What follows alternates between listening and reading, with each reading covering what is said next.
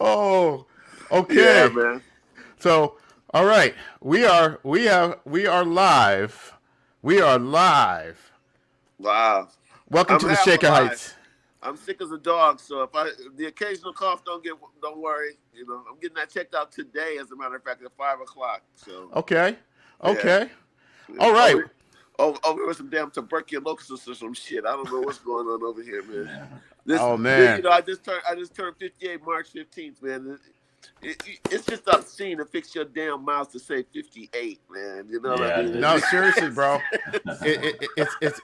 It's a blessing. wow. I lost a dear friend on Saturday. Brother was 50. He would have been 57 on April 30th. Yeah, yeah. Yeah, heart It is a attack. blessing. But at the same time, it's just damn. It Yeah, seemed like just yesterday we were at Boulevard, man. Day camp. Just right. kicking it. You know what I mean? Yeah, You and yeah. your black, was those the kids? You had kids. I may have kids, bro. That was the kids, official Ludlow shoe. All of y'all had kids. I think. kids and kids in tough skins. Yeah, tough skin jeans. Tough skins. Somehow Sears managed to figure out how to infuse plastic with blue jean, man, because those things they were rip your nuts to shreds, man. It was. Man, You remember I mean, remember the super denims, the J.C. Penney? They were oh the man. It's almost as if they were just trying to torture us at that point, man. I'm so glad my pops made my clothes, yeah. those tough skins, man. And then if you slid wrong and you get a rug burn on your knees, man, it was crazy. Yeah. Oh. You just Well, start a fire with them motherfuckers, man. oh. So let me kick off the intro for us and introduce you. Um, Welcome to another episode of the Shaker Heights, where experiences vary. I'm your co-host, Gabe Tolliver, co-host Eric Green. and we have the legend, the Facebook legend, with over 4 million views and comments. Number one wanted on this. And then thrown the hell off. Right, because Facebook COINTEL got at you. The refugee camp. Unceremoniously dumped like a bad lover. Yeah. Yeah, man. Ladies and gentlemen, the man, the legend, Scott, thrown off the Facebook Griffin. Hey man, I welcome. wish I had space to put the hell off of Facebook, but I didn't. Yeah. So Hey man, I just had to go to short title. I feel you. Thank you. Thank you. We backdoored you back onto Facebook, so hopefully, listen, we don't get discovered. Hey, bro, if they find out, that's gonna be a wrap. They're gonna throw you guys. This show is over, man. This will be the last episode. We're gonna go out with a bang, though. We're gonna go out with a bang. Oh man. They might even come set fire to the school if they find out I'm on this motherfucker again. Oh. So yeah, man. Let's kick it back. Let's talk about when you arrived to Shaker, as a kid, and where you went to school, and take us like on a brief timeline of everything. Oh, that's great. I love that. I love that layout. Thank you. Oh, good. Okay, I didn't know that shifted. I Yeah. controlled that, but go ahead. Yeah. All right, so I Hildana for life. Grew up, in Hildana, and the kindergarten and first grade. My parents sent me to St. Cecilia's. Okay. And the first shaker ride besides my Hildana cats I met was Derek Burgess. So are we allowed to say names on here? Yeah. So Derek is about to start squirming now because he knows what story I'm about to tell. So we're in kindergarten. We're in kindergarten, right? Yeah. So we have show and tell, and my dad had brought me this Hot Wheel from Atlantic City. So man, I was so proud. It was my memory is crazy, right? Kindergarten, this car was orange with flames on it. Man, it was just the baddest ass Hot Wheel. Dude, that thing would be worth a shitload of money right now. Bro, they didn't even have it in this part in Cleveland. So I took it to show and tell. you know, then in kindergarten we used to have to take those naps on those little mats, right? Yeah. So we took the nap on the mat. I wake up and my fucking Hot Wheel is gone, man. Man, I'm acting a fool. They almost put me out of school that day, man. So Derek helps me look for it. You know, fast forward 12th grade is Shaker, man. The one of the last weeks of school, Derek comes up to me, man. He's like, "Yo, Scott, I got something to tell you." I was like, "What?" He's like, "You remember your Hot Wheel in kindergarten at St. Cecilia's?" He's like, "Yeah, I took it." I was like, "Oh man." I was like, "This motherfucker helped me look for it."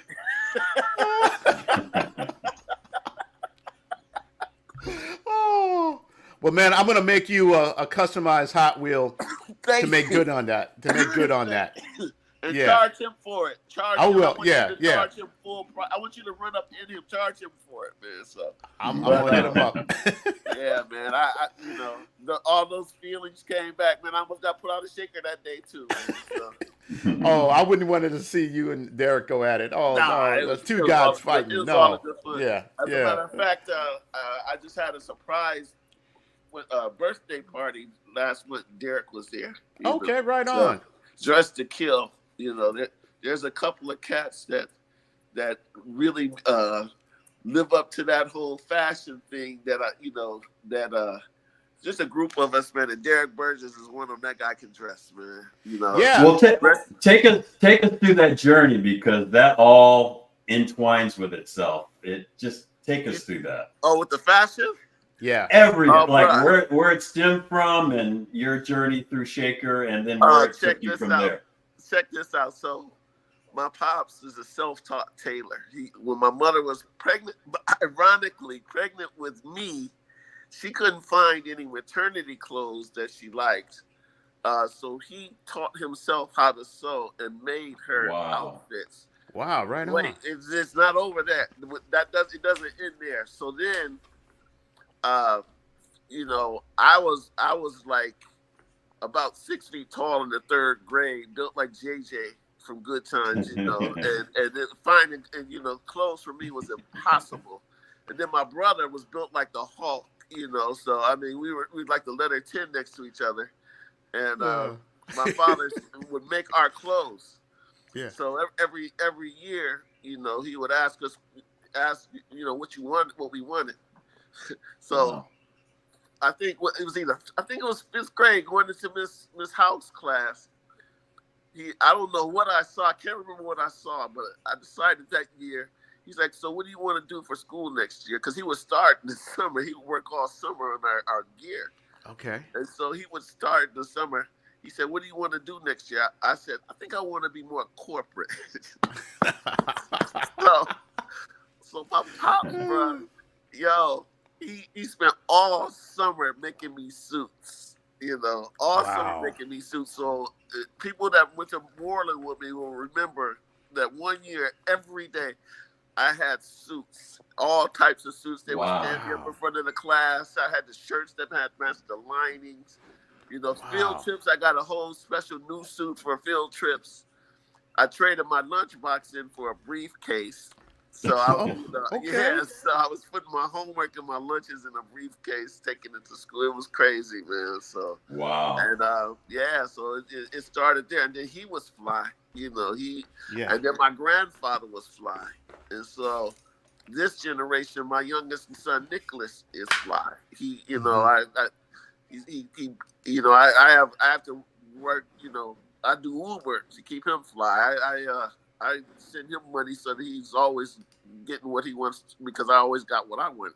We all got what we wanted in Shaker. That's just what our parents, if they didn't do shit else, man, they were all working class. They worked hard to make sure we were good, you know? Right. Yeah, so, but yeah, so then with I was always into art. Because we had some of the coldest artists in our year, you know. In Moreland, for some reason, had a disproportionate amount of artists. At one point, Derek drew, Kushmir, me. Oh yeah, Luther Johnson. We're all yes. You know. Yeah. So, wow. Yeah, and we were always in competition with each other to see who could come up, you know, and I was in the comic books. Derek was in the comic books. Luther was in the comic books. My cat Jeff Watkins, who was younger than us, Jeff was in the comic books. Oh, And sorry. Pause for a second. I want to shout out. Was it Jeff Watkins? He just got made a brigadier general for the Ohio National Guard, Ohio National Guard, or the Army Reserve recently. man, we went to school with some bad boys. Yeah. Yeah. So shout out to him, man. Congratulations. And my man Bill McCrae, right? We just recently went to see him. His band blew the roof off of this place. Yes, I saw that clip. He's a West Point grad, retired Army colonel, retired Army Ranger. Dude's a beast, man. Yeah. Wow. Class of '85, man. So, shout out to my cat, man. I'm probably kicking with him sometime this weekend. But yeah, so then from the drawing, that carried over into Shaker, where we came across cats like Eric, and more cats that could draw, and females too, Anna Loney. I remember Anna Loney. Yeah, I think she did the stamp. Ruthie Diener, Lizzie Coon. Yeah, there were some beasts, that came out of, and fortunately, if we didn't have anything else at Shaker, we had access. And we had, I think the year we graduated, I think we were something like fourth in education in the entire country. Wow. I think 90, me from remembering stats and numbers. Then we were like 98% of our class went on to college, higher education. And then the other 2% were like Gerald Levert. I mean, school for, so, and it was crazy. So, James Hoffman, who's I knew you were gonna bring him up. Yeah, that's my guy, man. That's my guy. He put that guy put so many people on because he was plugged into Parsons School of Design. Yes, Parsons right. New School. His boy was Tim Gunn from Project Runway. So, oh wow, okay. Yeah, so Tim was a recruiter for Parsons in '84. Wow. Tim came to Shaker to recruit us to go to Parsons. Wow. And, yeah, and then we had a follow-up visit where we showed him our portfolios down at the Cleveland Institute of Art.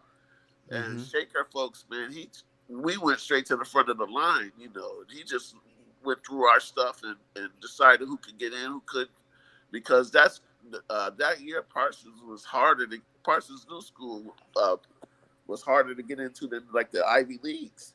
I think it was something like 30,000 applications. They took 350 freshmen. And then in class of '84, they took like 5 or 6 of us from Shaker. We had the highest number of people in that school than any other place in the country because of Jim Hoffman, Wow.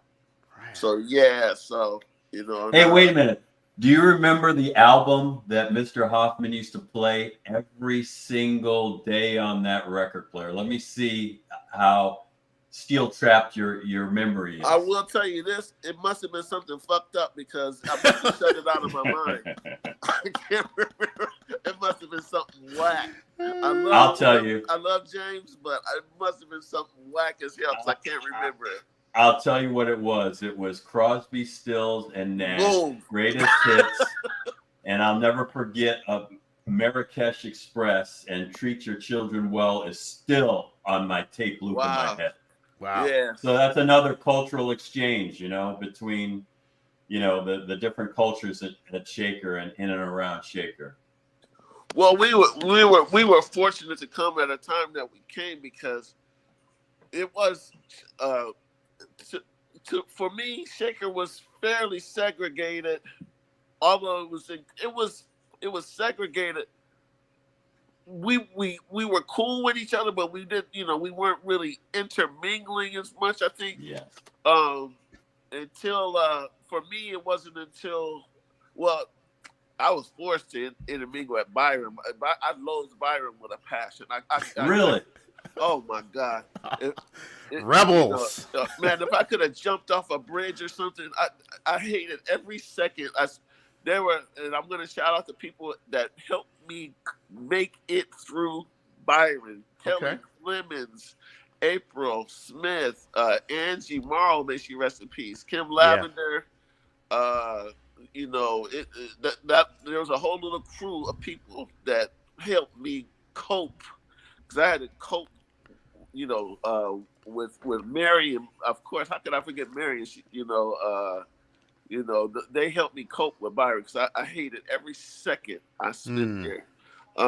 But one of the things that I think it was funny how art and music and all that stuff can kind of turn stuff around, and I think one of the things I think that helped our years was MTV. Yes. When Yes. MTV was real music television. Mm-hmm. Broke the barriers. By the way, shout out to my man Gabe, who freaked it when it was his time to do MTV. He did that shit, man. I was so I proud of appreciate that. it, bro. As a matter of fact, Gabe, I don't know if you remember when we ran into each other, Yeah. and we ran into each other on 14th Street, and I had my son in a stroller. And you Okay. interviewed me right there. If you could find that footage, it was probably crazy. But yeah, my son was a little baby then, my oldest. Wow. And I ran into you, and you interviewed me right there on Oh, 14th man. Street in the subway or near or either above ground or even maybe even below ground. Okay, right around Union Square. I'll have to. Yeah. Yeah, I'll check out my New York tapes. I got the archives. Thank you, bro. Yeah. So, but I think MTV really started, was one of the catalysts at Shaker that kind of just brought us all together. Because we used to leave it on like it was the radio. Yeah. Then would run to the TV when Adam Ant. How is she getting on? Oh, she logged into the StreamYard thing. Oh, wow. I didn't want to get on. You know what? I'm at work. Okay, just you can get on the YouTube. You can watch it from the YouTube link. Oh, because I couldn't watch it the other way and told me to download the app. What's up, Scott? What's up, baby girl? Oh, I love this impromptu-ness. I I love it. gave you a shout out. How you doing? Oh my goodness. Did you hear the shout out? I'm all at work. I'm trying to be sneaky, and now I'm on the thing. Wait a minute, I'm messing up. Don't get fired. Well, I'm a laugh loud. You better get your ass off of it quick. I know you're counting tax dollars at work. Yeah. Oh. But bye, y'all. We're gonna have you on YouTube. Yeah. Okay. We're gonna have you on. Hey, April, you got that invite for Quentin's show is next Friday at the. I was gonna text you that. At 18. I saw it. Get your reservations. Hey, get him. We need him. Okay. We need him on here. Get Quentin. Yeah, we do. You do need him on here. Yep. Okay. Yeah. Okay. Okay. See ya. Yeah. Good seeing you. Bye, Talk to you soon. Bye bye. Bye. Love Hey, it. Oh, Scott, man, that was so Scott, cool. We gotta do that again. I got a new in Typical April 1989. fashion. Wasn't that typical April fashion? Oh my God. Perfect. That's perfect. Go ahead. I'm sorry. Hey, Scott, I saw you at Club Mars in 1989. Oh yeah. On one of the floors, I saw Fab Five. You probably don't remember. I dated one of your classmates who went to Aurora High School, and we were picking up her stuff. And I saw you on one of the floors at Mars. That was one of my first experiences in I remember Mars NYC. Bar. Yes. Bruh, let me tell you. So back in the day, at Parsons, I was at Parsons, but I also was doing modeling, and they would send models free drink passes, free club passes, whatever you want. I was going out 7 nights a week, working at Leslie Faye in the daytime, and going out 7 nights a week at night. Wow. Taking my work clothes to the club. Wow. So on any given night, you could see me anywhere. And when it was time to do the nightlife in New York, bro, I did it, man. And I mean, like I said, and that was the prime era. That was the best era. They had Mars Bar, they had Palladium. Area, bro.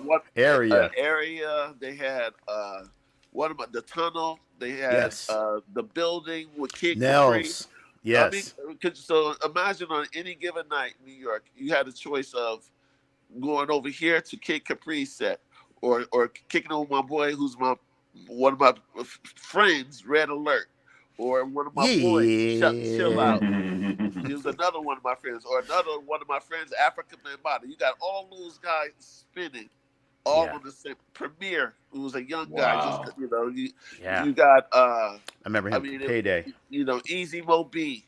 You had Yes. Stretch Armstrong and Bobito. You Stretch. had Yes. it was Bob. nuts, and I was there for all of it, man. So How'd like you I get any said, work done? How'd you get work done? well, Leslie Faye, I was the youngest designer that ever hired there, and they fired my ass. I mean, they came they came into they came into my office Uh, one, they came into my office one morning. yeah. I had my own office. I had the lights turned off, and I slept like the whole day. My drink of choice during that era was Tanqueray and tonic. Okay. That office was lit up, man. If you lit a match in that motherfucker, it would have blew up, And the owner was doing a tour with the CEO, and I'm in that motherfucker sleep. Oh Oh, man. my parents were so angry with me, man. That was the last job I ever lost like that. But it was worth it though, because like I said, I forgot what I'd done the night before.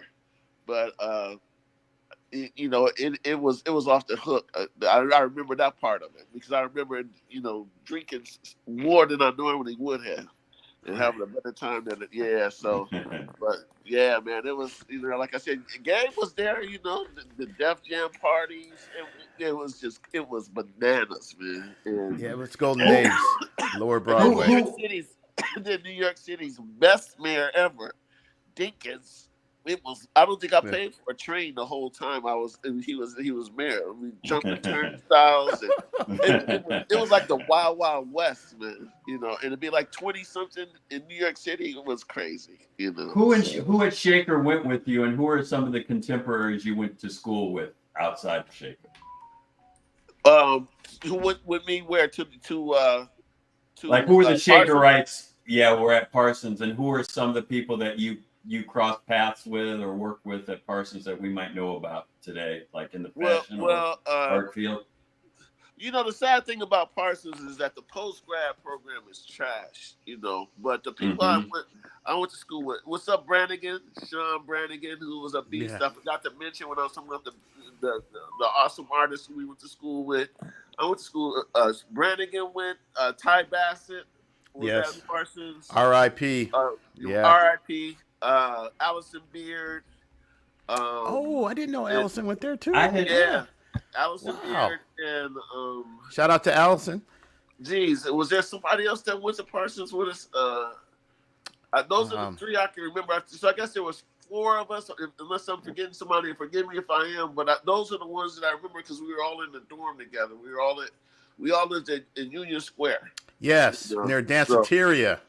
Yeah, Yes. when the Parsons years, it was Parsons, bro. Unless it was Union Square, bro. Right. When The it was, coffee shop. they were throwing motherfuckers out left and right, Yeah. And like I said, I remember the first when I looked at the entrance the entrance. They had a show for us, the incoming freshmen, and it showed all the other freshmen's work. And I had never seen an art show like that in my life. They had motherfuckers from the Middle East in there doing blueprints freehand for buildings, like straight lines, like they were using rulers. They I was had back in people those doing days, yeah. self-portraits. They had self-portraits that you wanted to touch to make sure they weren't real. And see, the average age of the people going into Parsons that year, I think it was like 26 or 27. Yeah. We were all 17 and 18 out of high school. Yeah. Wow. And I had been talking. It was more of a grad school. It was it was like art center for design, for product design. Yeah. People had like a one piece or two pieces in the that show. I had four, but I still didn't think that I was like I called my dad. I went straight back to the dorm. I called my dad. I was like, I don't know if I can do this.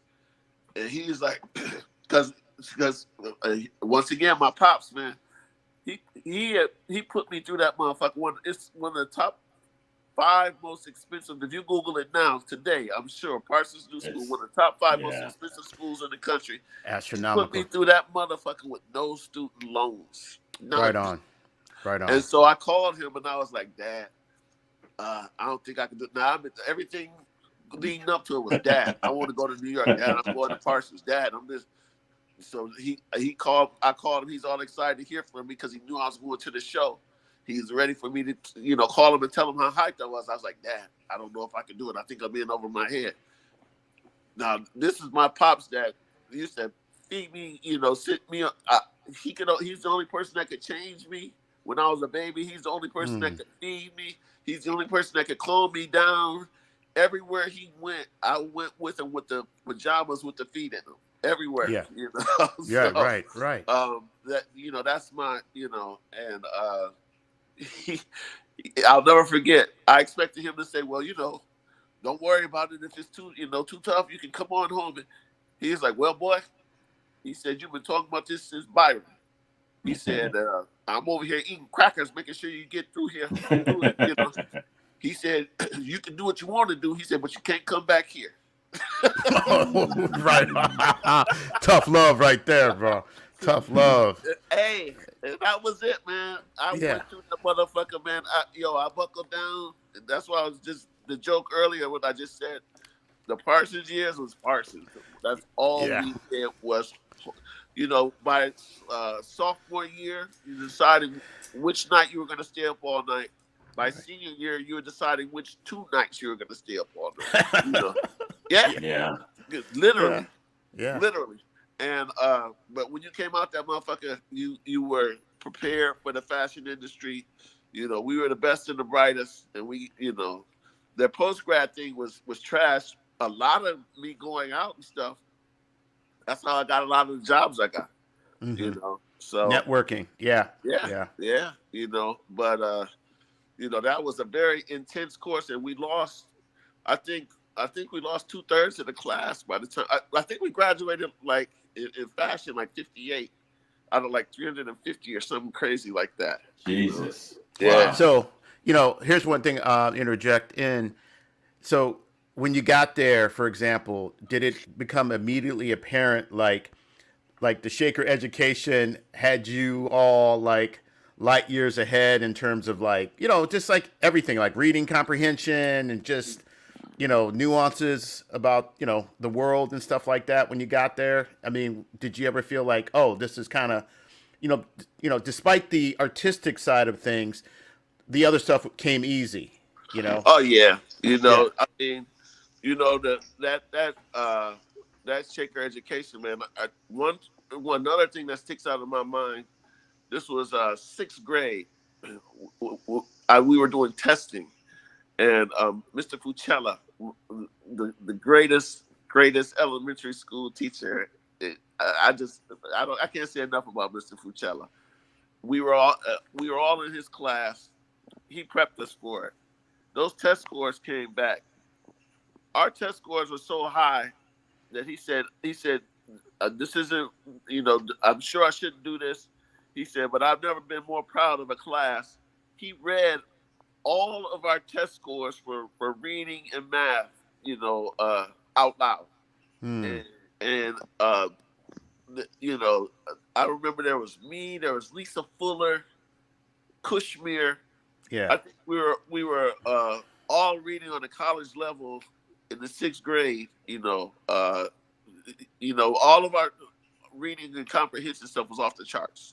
And it was more than just us 3, but I remember us 3 in particular for some reason. Kushmir was a freaking genius, man. And he was so far ahead of the rest of us with just his sense of humor and his intellect. It was crazy. And Lisa was amazing. She was when she wanted to do it, man. She could ace anything, And like I said, we went to school with some beautiful people, man, that were just so creative and well-rounded. you know. Yeah. But to answer your question, hell yeah, we were. Everything else came easy, you know. Anytime we had to write papers or anything like that, you know, writing was my passion. Yeah. You know, it was. And one day Facebook's gonna appreciate. Yeah, we're gonna get to Facebook. One of these motherfuckers are gonna be going through their archives saying, "Damn, we threw this dude off," you know. But you know, yeah. So Yeah, man. Oh wow. Well, like, okay, so we had Tony Peck on a couple of days ago. Very good, TP. very live segment. He shouted you out and stuff like that. And one of the things that he briefly talked about was like Amy Joy. And what are your recollections of being up at Amy Joy Donuts? Man, God, Hold thank up. God for statute of limitations on shit, man. Because let me tell you, those were the criminal years, man. You know, Dana, Drew, the Vellas, Sam, it was those Hildana years. Mark Green, Yeah. So basically, I had if you ever Google this too, man. By the way, Tony Peck, love you, boy. That's one of the most loyal cats on the planet. Hold it up again. Yeah. If I was putting together an army of dudes, Tony Peck, that's one of the most loyalist cats. You too, Gabe. I'd have to have you guys by my side, man, for real. Drew, you, Tony Peck. I can't say enough about you guys. But anyway, Amy Joy. I had a JVC M70 boombox. Google that motherfucker. It took like 10 or 12 D batteries. D, motherfucker, D. With the the shortwave radio, I was listening to shit in Canada from my bedroom in Shaker. That's how bad that motherfucker was, man. And so we would I would carry it around. It built up my arms because again I was built like JJ. I could barely carry it, like you said. So, and it would just be a group of us in my radio, man. By Kenny Jones, Kenny Jones, yes. Kenny Jones's porch, man. Yeah. Kenny's porch and Devella's porch or my porch. It was one of the porches. We'd all be sitting there chilling. Kerwin. Me, Drew, doing our dance moves, because we had our dance group, More Bounce, And, yes. I got a story about you all. And it was at one of the Woodbury socials, like in 8th grade. And it was Andrew Clark. I just remember him in particular. But that was like the first time seeing breakdancing for me. And More Bounce to the Ounce came on. And guys started popping and locking. And for everybody else, the unaware, it was like they were watching like a broadcast from Mars. I mean, the way, like, I remember it was like Katie Towson and some other folks, the way their eyes and mouth just dropped when Andrew was like, pop locking and doing stuff like that, man. But that to me was my first up close memory of breakdancing. Andrew carried the group. Me and Kerwin were cool, but Drew was on a whole different level, man. He that dude could dance. And it was funny because you say that because Runaways was a play that they did in theater, and I was the first person to actually do street dancing on the Shaker stage. Oh, okay. Yeah. And that was my little dance solo. But like I said, I had my hat to Drew because a lot of my moves I stole from him. He just sampled. That's all. You didn't steal. You sampled. Dude had so many moves, bro, that he didn't even care. Like I said, but I was just hanging out and hanging on. But anyway, going back to Amy Joy Donuts, so we'd be up there with the box all day. Get our shaker sub. I get that cheese steak for lunch. Shaker sub, yeah. That's still the best sub I've ever had for cheese sticks. And we would play the radio so long that the batteries would go down, and everybody knew the rules. If y'all want to listen, y'all know what this is. So what was the rule? When the music went out and the batteries wore out, I ain't gonna buy no. I had a big ass allowance, mind you. Pops was giving me like $50 to $100 a week in the 80s. Wow. Yeah, Wow. yeah, $50 to $100 a week. I had my own car. Later on I had my own car, and then he got a custody of me because I wasn't getting along with my mom, but he lived in East Cleveland. Okay. I said I'm not going to Shaw, so so he talked to his lawyer. She said, well, you can either do one or two things. You could you could pay Shaker taxes for him to continue as Shaker, or you could just get an apartment. Pops got an apartment on Norwood and Warrenville Center Road and handed me the keys. Which is a whole nother set of stories. But anyway, going back to Amy Joy Jonah. So the rule was everybody go. Remember Revco? Yes, Revco. Oh yes. my God! Everybody had to go into Revco and steal 2 batteries. So we just go in there like a swarm of just hornets and just grab shit, candy bars, batteries, and even that cheap cologne, that Old Spice and all. I had every cologne Revco had, man. Oh we go in there, man. take the batteries, load the batteries up, and continue on with our day, man. Yeah, right. Yeah. So, but Amy Joy was the spot. A lot of fights, a lot of drama up there. Yeah, that would seem to be the magnet. With Baskin Robbins there, and then the. Did you ever hang out at the Kinsman Lanes, the bowling lanes? Oh, absolutely, yeah. Yeah. Anyway, yeah. And then Master Pizza. That'd be a good shirt. Master Pizza. I don't know what was wrong with them that they, at least once a month. Again, the Garbage Pail Gang, the Vella, me, Mark Green, Drew, my brother. We'd go in there and eat and run at least once a week. Once a month, and they would chase us. But we go in there again a month later, and they, But one day, the last time we did it, I guess they figured when we would be coming there because they had brought a dude in.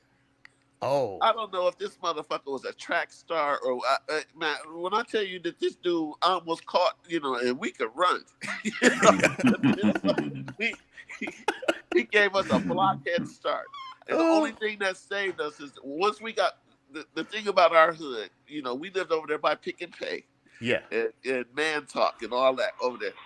Once we got into that area, you're not catching us. None of us. We knew every hideout, every damn garage, everything you can think of. We even had this one abandoned house. We had the window rigged. It looked like it was closed and painted, but if you pushed it in, you could get into that basement. Wow. And we got away so many times, from Shaker cops and everything else. We went to the Vogue and the Vogue Theater and stormed the Vogue. Now this time it was the worst motherfuckers from our neighborhood. The Bella, Mark Green, me. It was us. Yeah. And we had the nerve to team up with Elton and Terrence and Walter Talton and all the worst motherfuckers from Lomond. And we just went on a terror from Lomond up to the Vogue. Crashed and just walked past the ticket guy into Elephant Man. Elephant Man was playing. Went in there and heckled Elephant Man. People were in there crying and shit. We're heckling them. We're heckling the movie. Shaker cops come and storm the theaters looking for all of us. They chase us out. We're running down. We got to get back to our neighborhood, man. And sounds like the Warriors. Huh? Yeah, sounds like the Warriors. Getting from the Vogue hey, to Bopper. on foot is no easy feat. We're all, they're catching us one by one. Kerwin, they caught everybody but me. I don't know how I slipped through, but what they did was they knew the way we were coming. They set up a fucking perimeter around our neighborhood because once again they knew once we got down into our neighborhood they were not going to catch us. Wow. So Then I ran into Officer Prince, I think it was. Yeah, I Prince. knew he was going to Years come later. up. Yeah. Years later, and he was like, he's like, you know how we would catch y'all a lot of times. I was like, no. He's like, we're not allowed to have mug shots of minors, right? The motherfuckers who took our yearbook pictures and had us up in the juvenile division of the Shaker police station, man. Oh, you were on the Anytime board. you see any of these motherfuckers, follow them because they're Yeah. gonna do something fucked up, you know. Yeah, So, right. yeah. Oh man. They had our yearbook pictures. Oh man. Wow. Yeah, man. So, but yeah, those are some great years, man. So you're the man of international intrigue. I heard through the grapevine. So, did you work in Europe as in fashion after you left Parsons? And what was that like? Worked in Europe. Yeah, I worked 6 years in Paris. You know, and then I worked a year in Milan. I worked a year in Kowloon, Hong Kong. You know. Wow. So, describe all that. I want to hear about that. It was Paris. Kind of was more the same with in terms of going out every night and kicking. I mean, it's Paris, yeah. Oh yeah. man, that, you know, and I loved it. You know, my French was very colloquial. You know, because I learned from the young people. So, you know, it's the equivalent of learning English from Tupac. So I'd be in like these meetings, you know, working at work and just talking crazy, but they loved it because I had a thick American accent, and the way we love a French accent, they love American accent. You know? Really? Oh yeah, they love it. How about being a person of color in these places? How does that present itself? So that's a whole. I hope I'm not boring everybody because these are very long-winded answers, but you know, I like to. No, it's about speaking your truth. Yeah, it might have to be a two-parter. Might have to, we can accommodate this. So being a person of color at that time, because I think times have changed. I think Maastricht, which was supposed to be the unification of Europe, did the exact opposite. It made borders like it made people kind of close their borders, and it turned people. You got a unification of Europe, but it's like you got Germany's economy compared to Greece's economy. You know, you're a doctor in Greece making $30,000 a year, but if you go to Germany, you're gonna make $120,000 a year. Right. I'm just making up numbers. I know those are ridiculously small, but I'm just. Right. But anyway, so what are you gonna do? You're gonna go to Germany, and so what happens is Germany, you know, those people feel like their jobs are being taken, and you know they're tightening up their borders. They're, you know what I'm saying? So it just became it became a not so cool place to be.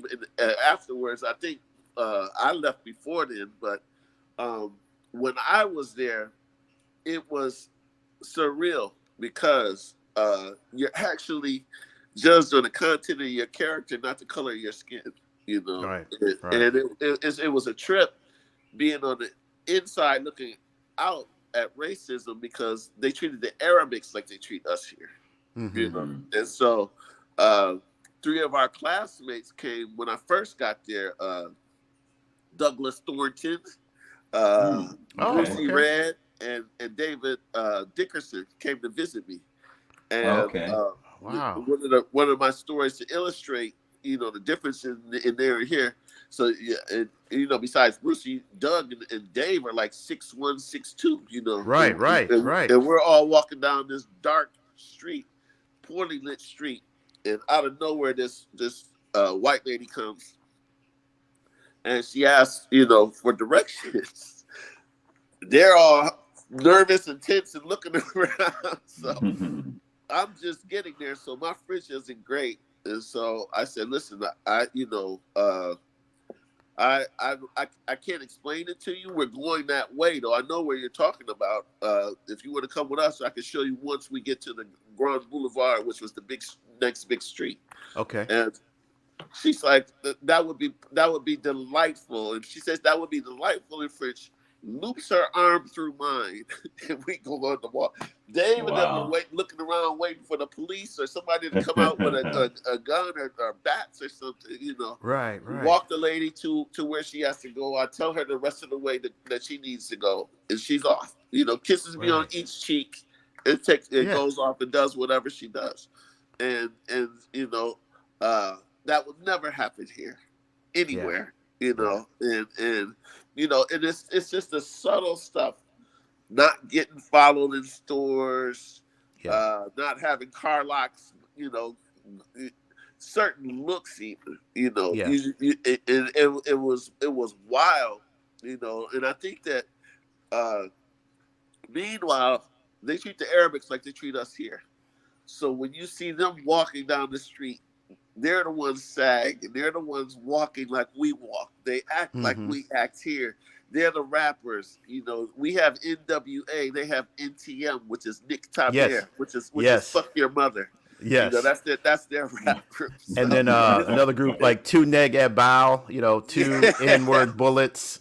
Yeah. And so,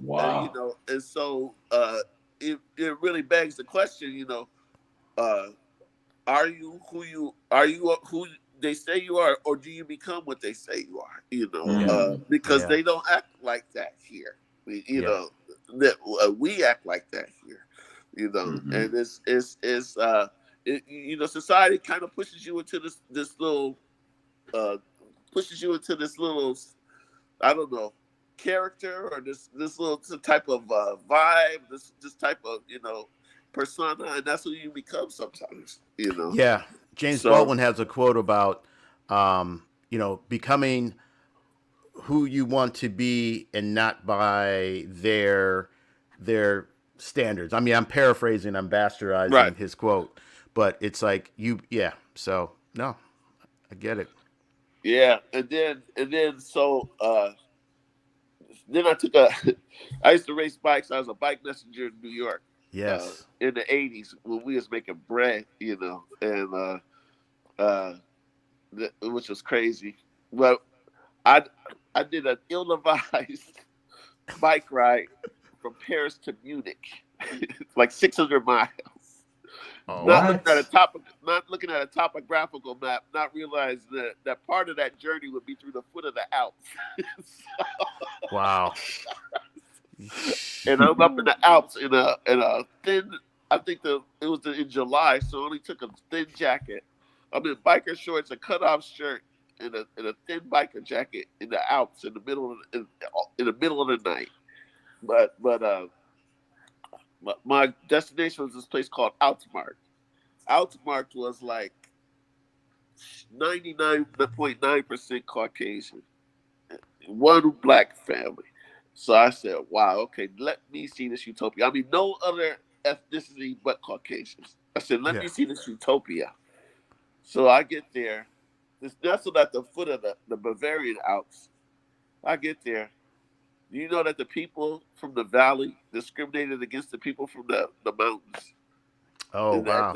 At that point, I threw my hands up in the air because I was like, so that's it. I mean, there always has to be somebody to mistreat and somebody to dog out. Yeah. It's crazy. Social econ. It's a caste system. It's a caste system. Crazy.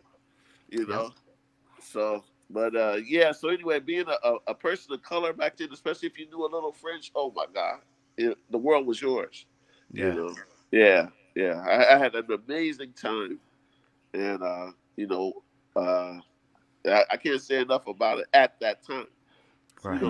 But when I was there was a candidate for President Jean-Marie Le Pen, who was a fascist. Fuck her. Yeah. Fascist. Anyway, her and her pappy. No. Listen.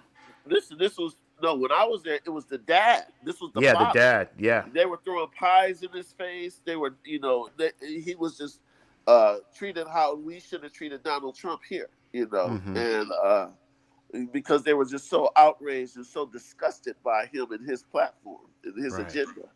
You fast forward 20-something, almost 30 years, his daughter runs and was a viable candidate, and so you got to wonder what happened there, and again, this whole unification of Europe thing and this whole influx of, already Paris is a very central location.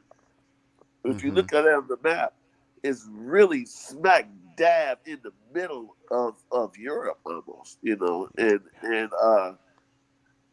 so I thought New York City was a melting pot. I have never seen a melting pot like Paris. I mean, you were meeting people from places that you just never even heard of, Right.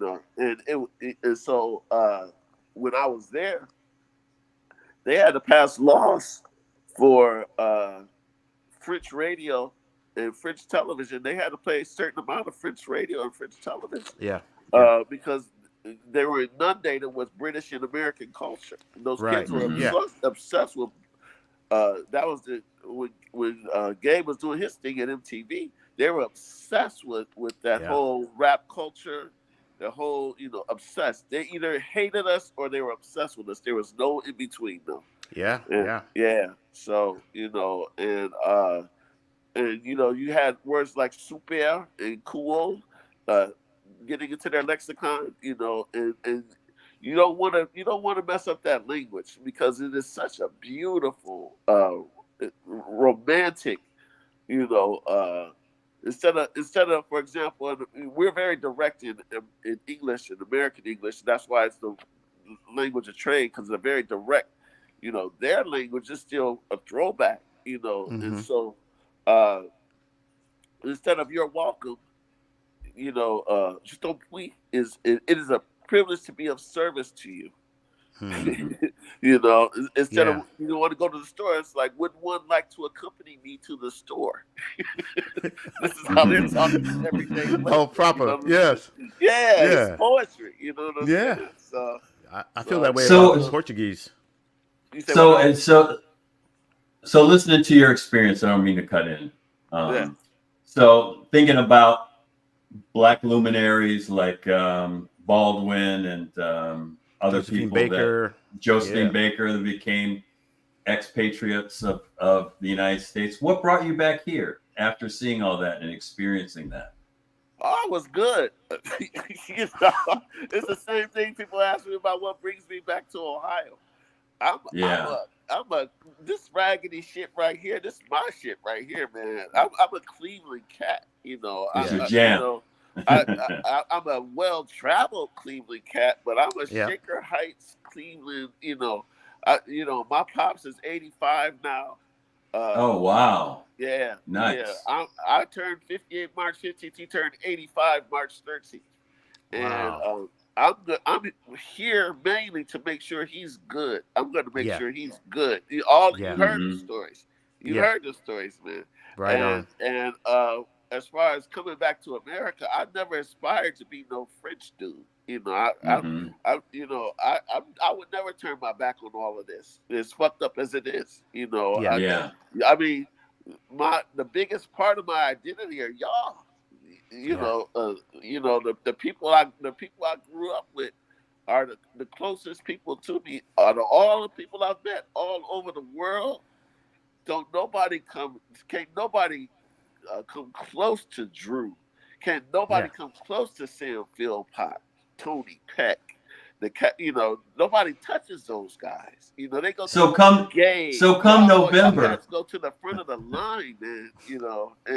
But just how I don't even want to start with the women, the females. Lisa and April, my baby Lisa, class of '83. Y'all are my hearts. And when I get up out of here, I don't want to be anywhere else but here, surrounded by y'all. I've had my fun and seen everything I wanted to do and all that type of stuff. But when it comes to where I want to be, I'm gonna chill here. Like I said. So, and France wasn't my home.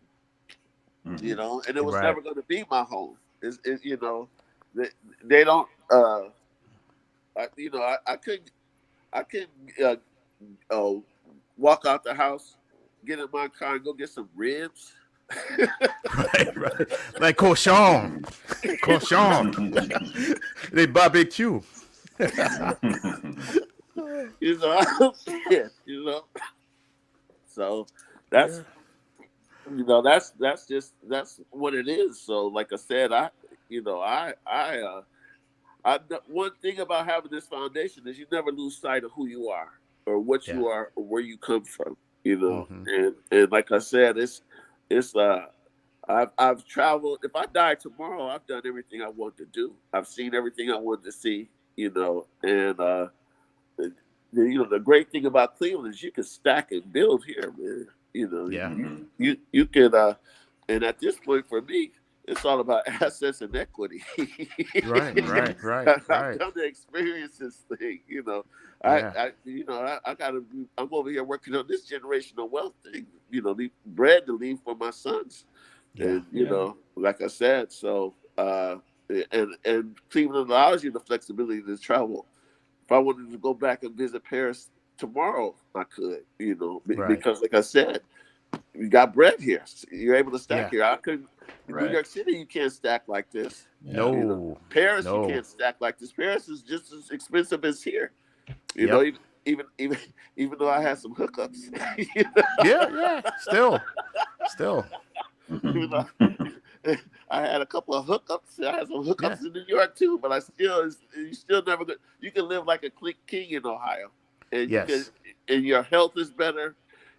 All the stuff that's important to me at this age. If you would ask me 30 years ago, I'd have been like, hell no, I'm not going back to that raggedy motherfucker. Yeah. Oh. But your priorities shift. And Yeah. I'm good. And like I said, I wouldn't trade this for the world. So Yeah. So let me ask you this, and I one more thing, miss. let me squeeze in there when we're talking about this, Eric. Look at Gerald. Yeah. Gerald Levert, multi-millionaire, icons, a singing icon, had a house in Newberry. You know what Yeah. I'm saying? That's where he lived, Newberry, Ohio. Yep. It I've been wasn't there. even Cleveland. It wasn't even the flats. He was out in Newberry. And again, like I said, once you got that in you, that's who you are. But I'm sorry. Go ahead, Yeah. Eric. So I sorely miss the Scott Griffin unofficial official Facebook show because I liked your takes on things. One of the things Yes. I always remember is your idea of Tupac, and you considered him, and I won't say that I share this, a thug. Okay, that really, I mean, you were bold and you came out and said what you thought. So I'm going to bring something to you, like you're talking about Cleveland and being this is you and this is who you are at this age. Let's say November goes a different way and goes back to another. What are your options? What are your thoughts then? The same time, they'll be the same as the first time that motherfucker won. It's like, um, me and mine gonna be good. I'm gonna eat. I'm gonna get bread. Hmm. He's not gonna fuck up nothing that has to do with my life. Cause I'm not even involved with people that are involved with him. My Mm-hmm. world is a whole different world. I am in such a position where anything that I work, anywhere that I work or whatever, I got control over. Mm-hmm. I determine. I don't have nobody that's gonna be able to walk in and say anything that should be that's related to that motherfucker. It'll be unfortunate, but like I said, I'm gonna stay fly. My son's gonna stay fly. Everybody's gonna be eating. And Yeah. Yeah. that's those are my priorities right now. I'm still gonna be Mm-hmm. stacking. I'm still gonna be doing what I do because, like I said, he didn't fuck up nothing that had to do with me the first time. And he's not gonna do it this time. It'll just be a sad testament to who we are right now. But Yeah. that's all good too. The only thing that comes with a victory from him is the worry I have for my sons.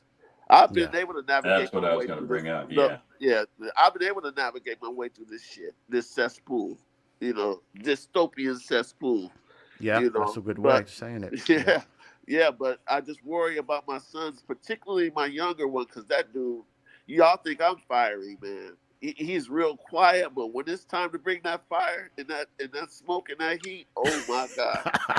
Oh my God. He's a He's baby. He 2.0. turns into the little baby hawk, man. You know. And I worry about him. My oldest Yeah. one, he has common sense. My little one, he's struggling. He got the Nat Turner lick. I don't want to say he don't have common sense. I'm just gonna say he struggles, you know. And like I said, I don't want him to get caught up because they target certain young black men, and he's perfect. He's handsome. He's articulate. He's he knows who he is. Knowledge of self. Mm-hmm. All those things they strive to extinguish, you know. And I just hope that he's able, just like look at me, like I said, thrown off of Facebook with no explanation, they had no explanation, no anything. All That's my Facebook content, COINTEL right there. just delete it. All of my content, no forewarning, because at least I could have got some of my content off of there. Yeah, I got exactly. pictures that I had on there that I'll never retrieve. Yeah. And it's some bullshit, and it's like I said, but in the long run, they got more out of me being on there than I got out of being on there. I love you guys, I miss you guys, but like I said, I'm getting hundreds of thousands and thousands of likes and comments and whatever a month, and that helps drive that engine. Yeah, I've never seen it. I've never seen anything like it. It was a show, man. That's one of the reasons I stayed on Facebook, was because of you. especially, yeah, man, especially when folks would get on there who weren't equipped with debate skills and they thought they could flex on you, and you would just like ginsu them with like samurai, verbal samurai knives and stuff. You would just cut them down to size. I hate stupidity and I hate lack of preparedness. Yes. And the thing about it, and I hope people that are watching this and see, most of the time I would be laughing when I was writing this stuff. Right. People always assume that I was angry, particularly folks that don't know me. But people that know me know that I would be somewhere dying, laughing, or just because I don't feel.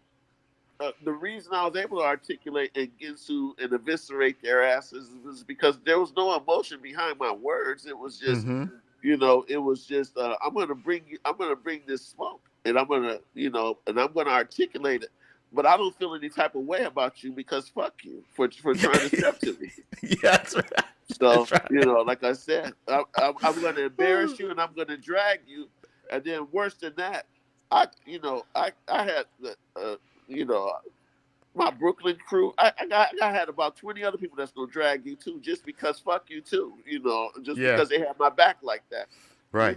And then have a nice night, have a nice life, like I said. But you're gonna get dragged. You're gonna get this work. So. One of my favorite sayings: "Come get this work." Yeah, come get this work. And 100% of the time. 100% of the time, they started it because they didn't like a take that I had. Yeah. Instead of just scrolling, and you see what happens over here. And I would even put disclaimers on there, and they would still step into the arena. Yeah. So, is there another forum and venue we can see you in the future? Because you need to make a comeback. I'm waiting for Facebook to collapse. I wanted to go to the way of MySpace. I want for Facebook to be like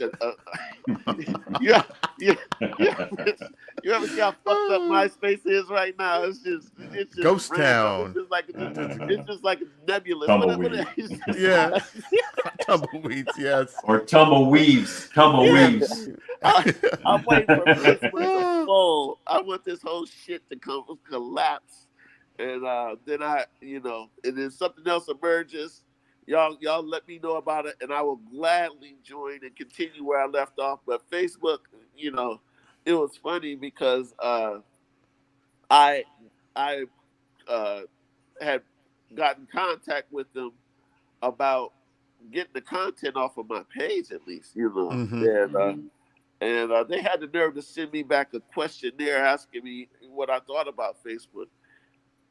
I don't even know how they could read it while I was typing it, but halfway into typing it, because it was filled with F-bombs and Yeah.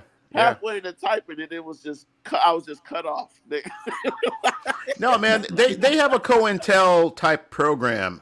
I don't care what anybody says. They have an internal COINTEL type of program that monitors folks, targeted folks, and we see it all the time with certain pages that they'll keep up and content that they'll allow and stuff like that. Yeah, they definitely have algorithms where they check certain buzzwords and certain combinations of words, and then they basically they don't look at it in context because and then on top of it, the worst thing about it though was they flagged me, and this has to be some kind of fucking record. They flagged me 85 times for for a meme that I got off of Facebook. I got this shit off of Facebook. Yeah. They flagged me 85 times. Wow. I used to tell them, I was like, where's my fucking trophy? I gotta get a trophy or something for being flagged 85 times, damn. We gotta eventually bring on Jim Capoletti because I don't know if he's had that many flags, but sort of the same thing. So you're like a cross between Tupac and Johnny Cash, Rebel without a pause. Yes. Lowering my level. Yeah. Man. Yeah. So like I said, I Betsy Whalen, Mark Gunn, I love you guys. I miss you guys. My Facebook family, but like I said, they don't deserve what I have to contribute or offer at this point, and they never will until if they bring me back my original content and the stuff that I want, I'm good. Until then, they can eat a dick, big fat one. And like I said, it was a tremendous take of. It took a lot of my time anyway, and so, and ultimately, Gabe, you were at the kickball games, man. Those were way better. And the origins, each other in person, than all this virtual stuff. Because what was happening was I was spending more time virtually with people, than I was actually interacting with them. Yeah. So, and like I said, the Quentin's band's playing next weekend. Okay. There'll be a group of us there, and hey, let Quentin know about us. We want to talk to him. We definitely want to talk to him. I remember Quentin at Lomond. Good luck with that. Quentin's a recluse, man. Is he Sly Stone now? Is he Sly Stone? That's like trying to catch up with Prince. Get Prince on here, man. Wow. Yeah. And speaking of kickball, hey, Prince only fucked with Tavis Smiley. You know what I'm right. saying? Right. Hey, I remember Quentin popping wheelies on his silver Stingray as a kid, popping wheelies and just riding all over Lomond School. Those are my greatest memories of Quentin. Hey, I wanted to jump in to say something about kickball. So for everybody, the reunion, the 40th reunion is July 19th through the 21st. And on the 21st, which is a Sunday from 2 to 4, it's Moreland and Ludlow versus everybody. Boom. Yeah, boom. At Ludlow School. And more details to come. It's a fun, friendly game. The significance of Moreland and Ludlow has to do with the integration efforts that were ground zero, in particularly in those areas. But it's nothing but love. So if you want to represent Sussex, Malvern, Boulevard, Fernway, Onaway, and want to get your kick on with us, except Bill McCrae, you're not allowed because you talk too much shit.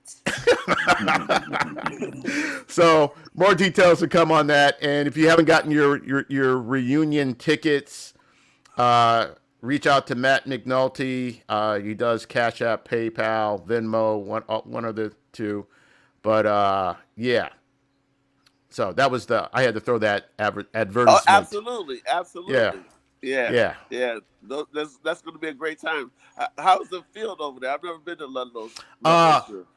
Fuller's going to recon it. I'm waiting on pictures from Greg Fuller. Him and Pat Walker were supposed to go over there a couple days ago Pat's and back check in it out. town. I thought he was off somewhere exotic, living somewhere. Oh yeah, he's been back in town. Yeah, he's chilling. Same place. Down there on Albion off of Okay. Sellington. Yeah, yeah. You know, the funny thing is, like going to school with April and R.I.P. Angie and Pat, I had totally forgot that they all went to Byron. Yeah, Um, yeah. you know, and so I that was just mentioned a Angie. I reminder. told you she helped me through it. That laugh, man. Yeah, You know. yeah. Yeah, yeah. So, but yeah, man. Well, anything else you want to let everybody else know? You know. No, I talked enough. You know, people. I think we're the only ones left. By the way, people tuned out of this shit. Well, it was 11 o'clock. They'll be on. Three stories ago, people tuned out of this. well, we have one person on via the StreamYard chat. I'm not sure who that is, but thank you for watching. And then you know, I think mostly everybody starting to pick up on this on the YouTube page, so they'll watch it at their leisure. I think usually sometimes on Sundays people tend to turn in. Yeah, because that's when they have time and they're not at work. Yeah, but you know, I mean, no, with all serious, bro. I mean, it's really great to have you on and catch you because you're the man on the move. You're making things happen. I used to be. But still, no, it's just great, man, and and I'm feeling I just want to shout out Red Raiders. Love y'all. In particular, Lisa Kelly. Hey, baby. Shout out to Lisa Kelly. Yes. She just said, "Don't say her name." She sat here rolling her eyes, looking at me. And hey, if you're interested in any Shaker merch, Eric has we created this thing called the Shaker Garment Company, and send me the information, man. I'll order some stuff for real. Yeah. And there'll be new stuff coming all the time. Eric is in the lab 24/7, creating. So yeah, man. And Eric, we got. Where are you right now? You were in Ohio. Where are you now? I'm in Rochester, New York. Okay. Yeah. You know Kim Crawford's up there. No. Mm-mm. Yeah, well, Kim was there too. Okay. Wow. Another one of my favorites on this planet, and I can't believe I didn't mention her. I talk to her at least once a week. Oh, Kim Crawford. Wow. Okay. Kimberly Ann Crawford. Yeah. Yeah, we want to get her on the show. We reached out to Clarine Thomas. We were looking to get her on the show. We got we're kind of stacking these episodes and getting to them and stuff like that. So for all the people we've talked to, don't worry, we got you. Everybody's gonna grab the mic like they're on Soul Train. So that's like the common phrase. So well, I was a little apprehensive about getting up this early, but I'm glad I did. Yeah, for real, bro. For real. Walk down memory lane. Yeah, man. No, it's like I said, man, it's great to have you. And this will be on YouTube. We'll send you the link because this is also going live to our YouTube page. So once we stop going live, it will be housed there on the YouTube page. And so, yeah, it's on the channel, bro. So now are both of you guys coming to the reunion? Oh, yeah. I got to be there. Perfect. I got to be there by hook or crook. Yeah. I'm still mitigating my relocation back there to Ohio. Right. So, but I will definitely be there. Man. Just we can negotiate that. We'll work that out. Yeah, I appreciate, bro. Yeah, Ohio needs you, bro. Yeah, I got to get out of no disrespect to the DMV. Got a lot of love for the DMV, but yeah, I got to get back home. Yeah. ET phone home. I know, right? The pilgrimage. Yes. Listen, if Lisa Fuller can come back and actually like it here, anybody could. Cause yeah. I didn't think she was gonna last as long as she did, but yeah, she's loving it. Yeah. Yeah. So Yeah, you're part of the Brooklyn contingent of Shaker Heights. yeah. Yeah. Yep. Yeah, man. Yeah. Yeah. She was at Bill's show actually. Okay. Because the Colonel, like I said, is sax player. Oh my God. Yeah, I saw Real that. jazz. Yeah. There's real jazz in Cleveland now. Yeah. Yeah. I hope they get selected to be a part of the Tri-C Jazz Festival, man, Well, because they're hopefully. worthy of it. Yeah. Yeah. They're worthy of it. Absolutely. Yeah, you saw the So- clip, right? It's crazy. Yeah. Yeah. I was like, in the back of my mind, I was like, yo, Blue Note. You That's guys some Blue should Note. play it. You guys should play it. You know. Well, we're gonna have him on. You know. Okay. I mean, for me, a dream segment would be to have him, Harvey, and Jeff Watkins on because of the common theme of the military. What's Harvey? Harvey, is he ranking now too? I think he's still in. Right. I don't know what his rank is, but it's probably up there. Right. He's a career dude, so it'd be great to have them on. Maybe around like Veterans Day in November or something like that. And just tie it into who else is up there? Is Tracy King. You guys got to catch up with her. Oh, okay. Yeah. Wow. She got pictures with the Obamas. Oh, okay. Yeah. She's up there. So, yeah, man. I mean, there's so many people throughout the classes, and we're not just limited to 84, 85, 86. Right, of course. Anybody we can get on to share their shaker experiences. Anybody and everybody. Yeah, everybody and everybody. So folks don't need to be scared. What have you, and all that. Yeah, scared of what? I know. So, hey, listen, we're more than half dead at this point. Yeah, seriously, speak your truth, get it out. I mean, what the fuck do you have to hide at this point? Yeah, but Eric and I were talking about doing like these like shaker after hours, where if the schedules line up, come on like late night. Open up the StreamYard and just have folks just come on and chop it up, and if they're cool with it, streaming live, we'll stream live late night, somebody might have a drink or, some other relaxants and just, and embarrass just kick themselves. it. Yeah. Or, I tell you, I'm asleep by 8, so Yeah. Exactly. I'm gonna be a part of it, but I will watch it. Yeah. They say, yeah, man. They say if you see somebody out after 11 that's 50 or over, they must have taken a nap sometime during the day. Yeah, exactly. Or, I consider anything after 9 o'clock from 9 a.m. to 6 a.m. felony hours. So if you're out, and about, it's felony hours. So, Exactly. yeah, bro. Well, man, much love to you, man. And much love to you, man. Yeah, thank you for coming on. This is the Shaker Heights Experiences May Vary podcast. We're growing bit by bit, and thank everybody who's been on, and looking forward to all those who do come on to bear witness about this experience. I'm your co-host, Gabe Tolliver. I'm your co-host, Eric Green. And this has been Scott, thrown off of Facebook, Griffin. The creator of chaos. And Red Raider for life. And Red Raider for life. Right on. Okay, right. Man. Until next time. Take care. Right, yep. Peace.